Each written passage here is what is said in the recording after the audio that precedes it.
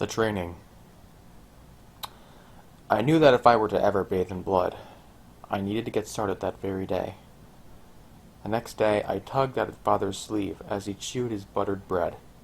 He nodded at me distractedly, his eyes red from all the liquor he had consumed the night before. I closed my eyes, took a deep breath, and addressed him.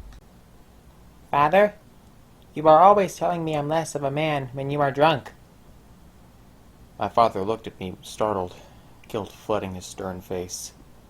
My mother stopped humming and looked at me strangely. I noticed she was about to raise her voice in protest, but I rushed to cut her off. I want to put an end to that. I wish to learn all there is about fighting, preferably from a bullman. Mother stared at my father hard and said, "No, son, you are perfect. Your father mutters gibberish when he is out of his senses. He does odd things. Do not take it to heart." I saw her hand stray off to the bite mark on her neck before she jerked it away self-consciously, her face reddening a little. I groaned internally, hoping father would find me a tutor. He looked at her straying hand, rested his hands on the table, and chuckled.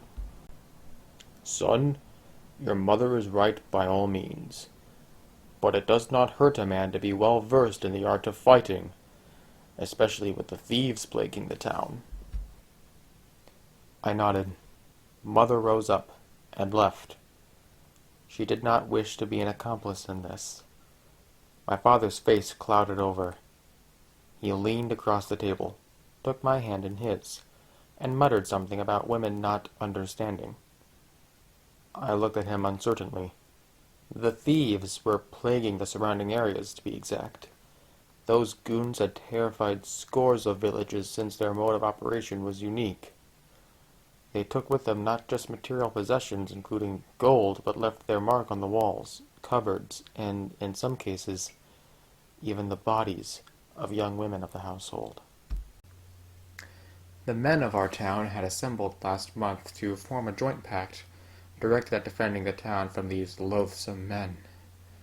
The council consisted of bullmen who donated a few of their slaves to the cause, the nobles who let the men in their armories train them, and the village folk, who aided by serving next to the slaves and handling the charge sheet. The number of cases decreased exceptionally, but there was still a case or two. I asked my father if I could join those men or get training from the heart chewer himself, the man who had started it all. I only deemed it fit that he trained me, for he was the one who aroused in me such a profoundly tempting need to bathe in the blood of others.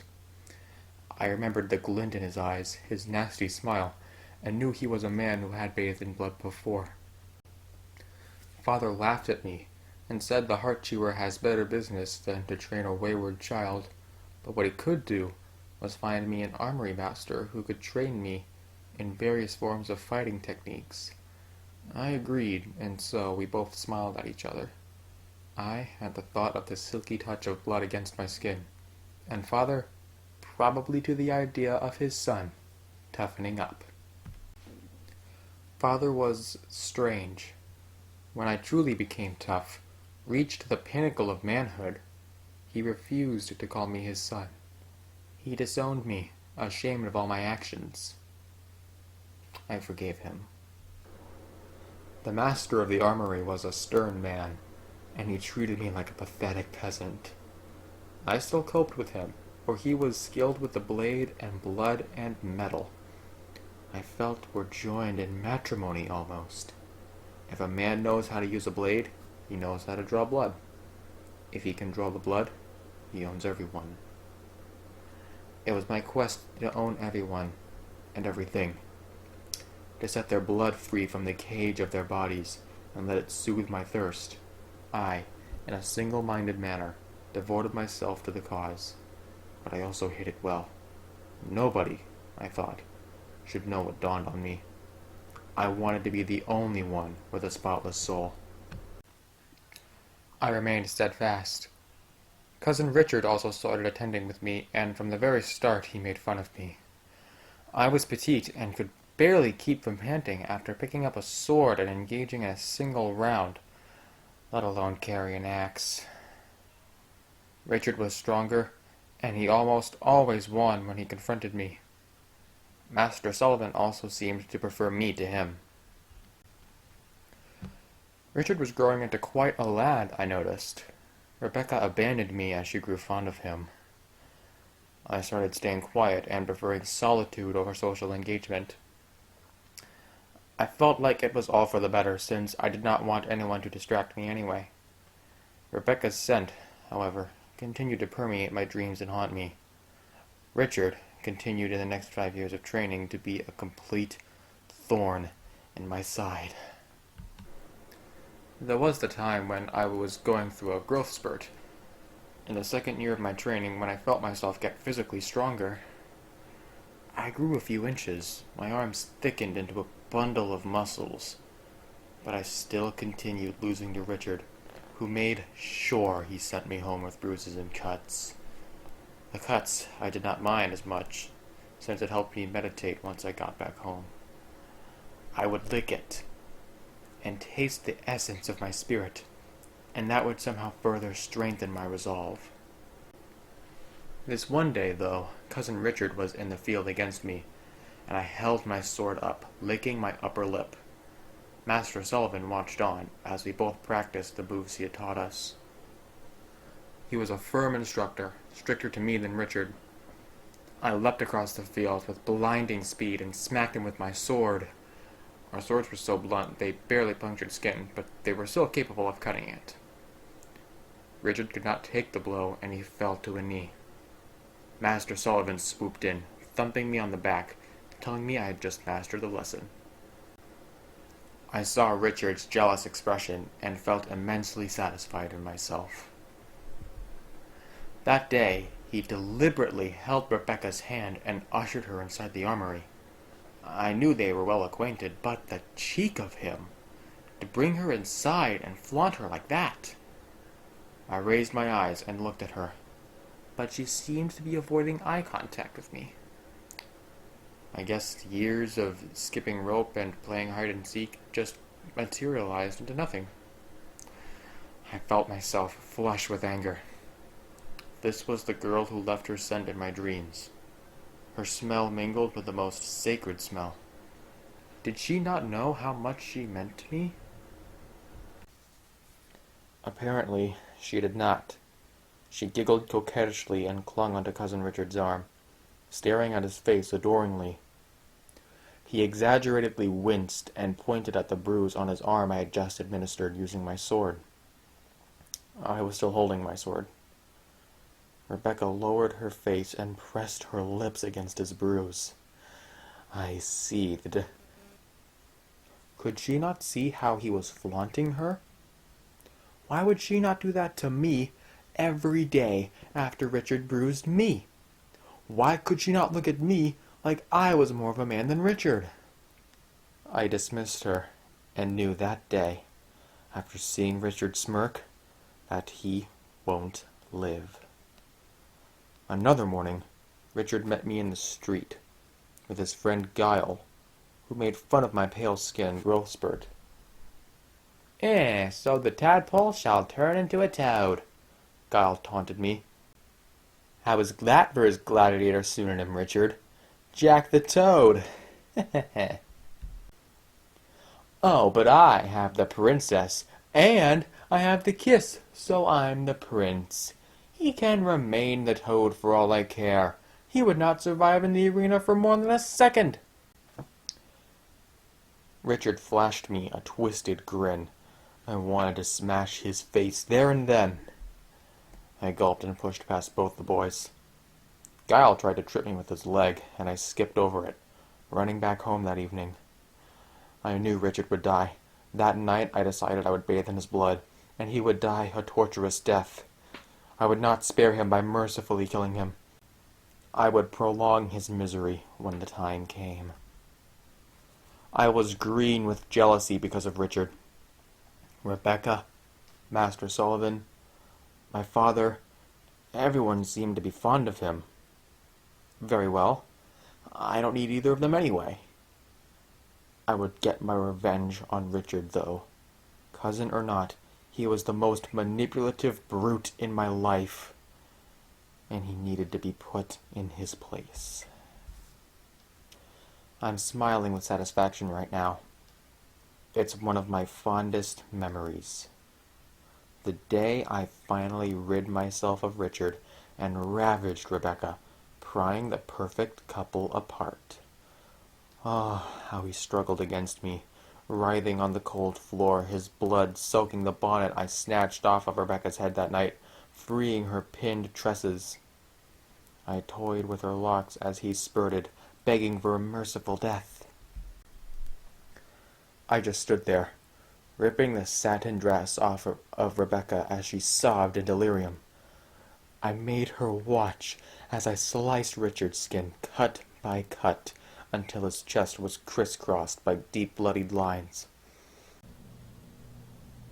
I soaked her bonnet in his blood and ran it over my face, pausing at my lips to kiss it lightly, inhaling the smell of his blood, and then rubbing the bonnet all over Rebecca's face and her heaving breasts, purifying her before I claimed her. 2 years into my training, however, Richard made me seethe. He had won everyone over, and I had not grown powerful back then, so all I did was wait and suffer, keeping my eyes on the ultimate goal, which was to soak myself in a bloodbath, purify my soul, and gain power. I still did not know what would happen to me.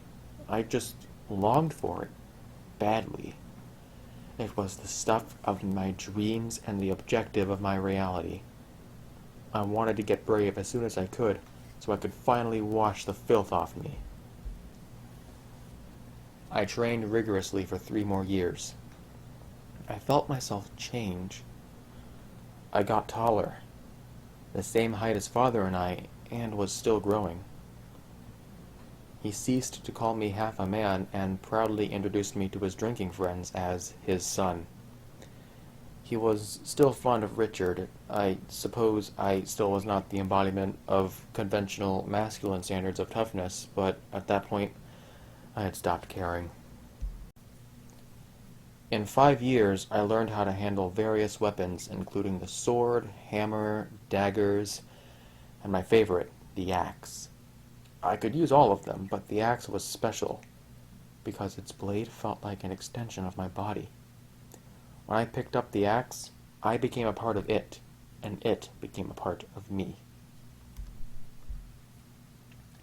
On our last day, I was almost as muscular as the bullmen. I stopped frequenting the arena, but I was more skilled in various forms of fighter arts than bullmen. The only shortcoming was I had seen many being killed, but never killed a man by myself.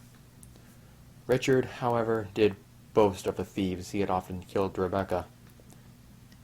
I overheard him a couple of times and shook my head, utterly repulsed by him and Rebecca's morbid obsession with him. Master Sullivan came to me as we fought, and I defeated Richard. I was more skilled at handling the blade than any other man in the armory. Master Sullivan beamed at us, thumping me, the victor, on my back. He said we had mastered the art of noble fighting, and we better put our skills to good use by joining the guard or the army. He told us we must stay true to ourselves and our battlecraft by practicing it. And what is the best way to remain in practice? By submitting yourself to the service of the same townsfolk you have learnt from, Jack. I nodded, knowing fully well how I would remain in practice. These men had filthy souls, and I would be doing them all a favor by remaining in practice, as Master Sullivan termed it. I was finally ready. Richard, a perfect man, even took Master Sullivan's word seriously and joined the townsfolk guarding the village against the rampage of thieves, looters, and thugs. He also joined the Noble Brigade, turning into the town's favorite champion. He was the popular one, but I remembered fully well how popular the boar was. When has being popular ever saved someone from death? Besides, I knew I was more skillfully trained than Richard, and if I wanted to, I could overshadow him by joining the forces, but why would I ever consensually serve these filthy townsfolks? Their souls had, over the years and over successive generations, amassed so much filth, and that made them all passive. I loathed them and their cowardice. Once a year they sat around watching slaves rip each other to shred, jeering and hooting at them. They did not recognize why they roared together when a gladiator died in the arena. They were all so incapable of grasping their true calling. They never saw past their bodily cages and understood what their spirit wanted. I thought it looked better that way, and I could not hold them in contempt for their mundaneness. After all, it was because of their stupidity that I had the upper hand. That I would be the first man to bathe in blood, get rid of the burden weighing him down, and finally exalt myself above all. Father was turning into quite a nag, too. My parents wanted me to be the ideal son and follow in Richard's footsteps, but I had other plans. I knew they were all dispensable. They were small people with small minds, who would not be able to handle my greatness. In any case, they would contaminate me again with their small wishes and greed. It got to the point where I ceased to care about any of them. Mother, father, Rebecca. I started feeling more and more incomplete as days blurred by. I got very restless and knew I was very close to reaching my destination. I waited as the wave of fate swelled and ebbed, lurching me back and forth before I finally grew frustrated and decided to act by myself. I knew, as soon as I resolved to act, that my fate had been doing naught but waiting for me to commit finally. With all my heart and soul, I pledged to the cause. The purification. In these 5 years, I continued to frequent the arena. I even started frequenting the surrounding taverns in my spare time. Never did I miss out on the arena anniversary. It was a special place for me. The place of my enlightenment, and I was not willing to let it go. Every year I watched the gladiator fight with cowards, knowing in my heart that I was not one by a long stretch. Going to the arena, or being around it, brought me comfort.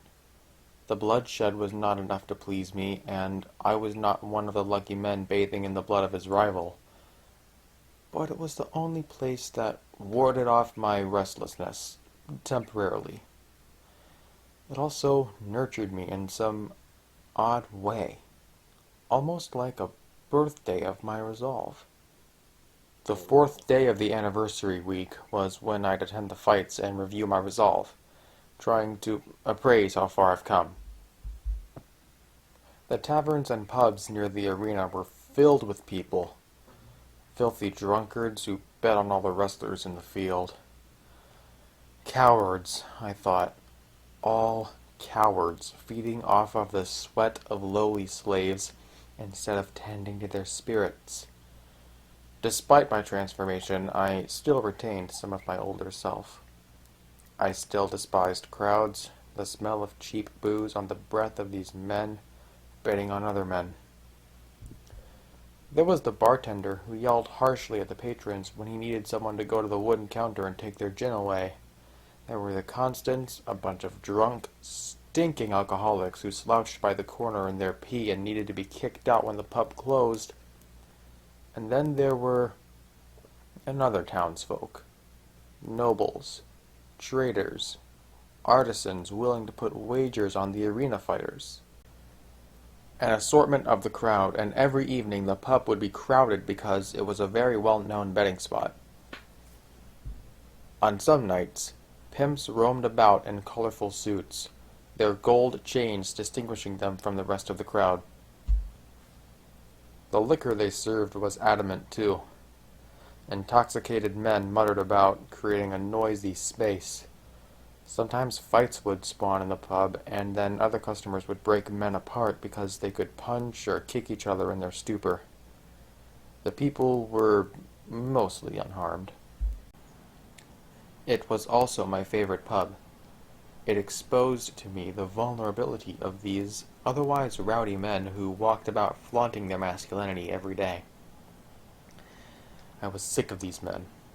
I wondered if my father thought I was not less of a man anymore because I looked like one of these men. I was a boy of 15, but I knew everyone's weakest spots. An exposed neck, a stooped back, a slouched stature all started coming off as targets to me. I got in the habit of indulging in their ways of spending pleasurable time. All the while I was alert. I scaled the fence outside, familiarized myself with each constant and new patron. I could tell familiar faces apart from new ones. I knew what they would order, who would pay, and who would steal. The bartender seemed to sense danger from my presence, even though he was a social man who would yell jokes across the wooden floor at other constants. He was exceedingly curt around me, always appraising me in the glow of candlelight, running his rough, wizened thumb over the coins I had to offer in return for my drinks. I smiled back at him, hoping he too would grow to trust me. He never did. He could probably sense death. It's a pity he did not know enough about his spirit to know it needed purification. He would have saved himself then, but alas. I still remember my first bloodbath. It transformed me for life. However, the way memories go, most of the things that followed the bloodbath are a little blurry in my memory. It is perhaps because of the appeal of this massive event that every other incident that followed waned in its individual appeal. I decided everyone at the pub was an easy target. I christened my axe Cassandra that night, and then set out for my quest. My every pore had longed for this moment my entire life, and I could feel the fire rush through my veins. In many ways, I felt the same as I did that first day in the arena. As I entered the pub, I felt no remorse or fear.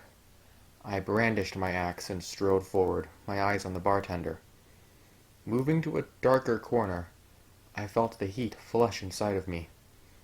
Suddenly, I felt as if my clothes were on fire, so I leaned against the wall, unzipping my breeches and slipping them off hurriedly.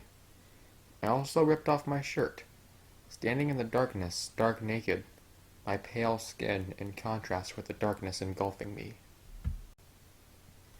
A drunkard bumped into me and then stepped on my foot. I grabbed him by his collar and stared at him, taking his appearance in.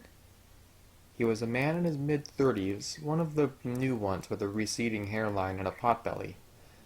His cheeks were flushed and he slurred at me, struggling vainly against my grip, cursing at me in crass English.